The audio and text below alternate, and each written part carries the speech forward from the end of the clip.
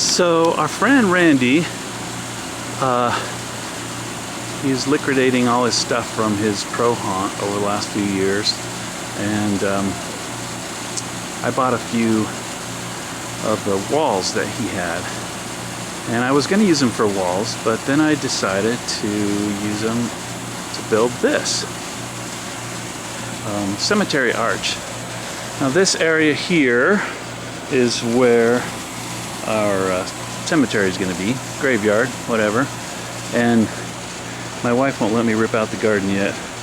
I'm anxiously waiting in anticipation to tear out the garden because, you know, quite frankly, the flowers are pretty, but come on, animals are just eating all the cabbage. What are you going to do?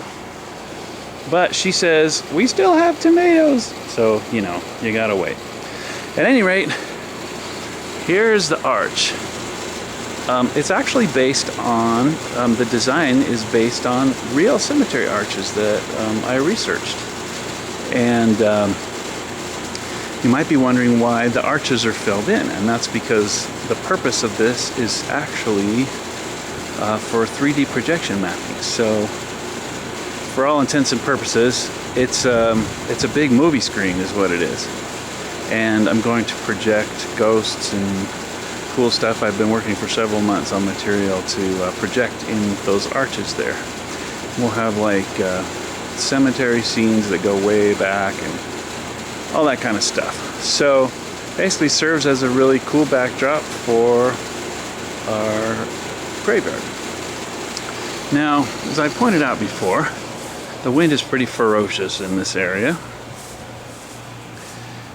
Again, you can see the windmills out there. It's not blowing right now, but it sure does quite a bit. So here's how I secured it. I used rebar and pounded the stakes in, and then used 2x2s to support it.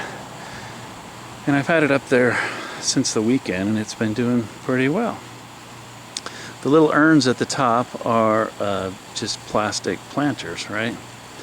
And I'm gonna put those hanging flame lantern things in there, except I'm not gonna hang them. I'm gonna have it just so the flame is peeking up over the top, so that it looks like there's fire coming up out of it. That'll be cool, huh?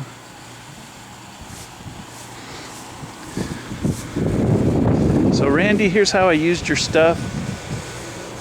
I know it's heartbreaking for you to have to get rid of your stuff, but at least you can see it's going to good use.